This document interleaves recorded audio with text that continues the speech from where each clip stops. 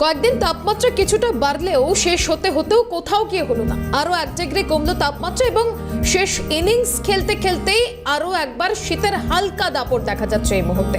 আগামী দুদিনে তাপমাত্রা কিছুটা স্বাভাবিক থাকার একটা সম্ভাবনা রয়েছে, তবে সকাল থেকেই আংশিক মেঘলা আকাশ। আগামী 6 ফেব্রুয়ারি থেকে ঊর্ধ্বমুখী হবে পারদ, এমন চাই আলিপুর হাওয়া অফিসের পূর্বাভাস। আগামী 6 ফেব্রুয়ারি থেকে ঊর্ধ্বমুখী হবে পারদ।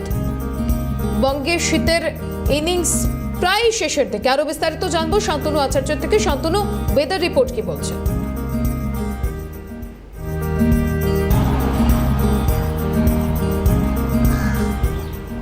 দেখো, একদমই ওয়েদার রিপোর্ট সকাল থেকে দেখা যাচ্ছে না, একদমই কুয়াশা মূলত একদমই দেখা যাচ্ছে না। ঠান্ডা অনেকটাই কমে গেছে এমনটাই জানা যাচ্ছে।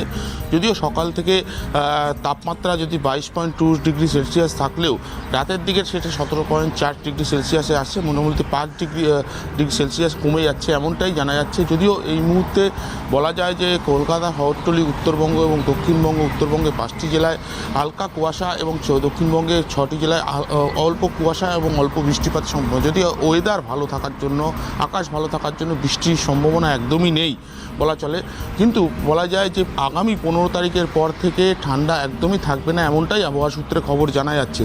যদিও এই মুহূর্তে আবহাওয়ার তরফ থেকে যেটা বলা হচ্ছে যে ঊর্ধ্বমুখী এবং নিম্নমুখী আবহাওয়া প্রতিনিয়ত রয়েই গেছে। কেননা দিনের বেলার দিকে ঠান্ডা একদমই থাকছে না, রাতের বেলার দিকে একটু ঠান্ডা রয়েছে। কিন্তু আগামী 15 তারিখের মধ্যে কোনো রকম বৃষ্টির সম্ভাবনা নেই বলাই চলে, কেননা আকাশ একদম পরিষ্কার।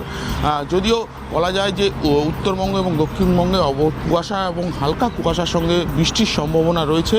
এবং এই কলকাতা শহরতলিতে একদমই আবহাওয়া বলতে গেলে নেই, এবং বলা যায় সকাল থেকে কুয়াশার সম্ভাবনা নেই এবং ঠান্ডা একদমই। রাতের দিকে একটু ঠান্ডা ঊর্ধ্বমুখী হলেও সকালের দিকে একদম ঠান্ডা নেই বলা চলে। কিন্তু কুয়াশার ঊর্ধ্বমুখী এবং নিম্নমুখী যেই সম্ভাবনা, সেই সম্ভাবনা আগামী পারদ ওঠানামা করবে আগামী 8 এবং 9 তারিখে। তাছাড়া আগামী 15 তারিখের পর থেকে ঠান্ডা একদমই থাকবে না, এমনটাই আবহাওয়া সূত্রে জানা যাচ্ছে। বেশ, ধন্যবাদ জানাবো।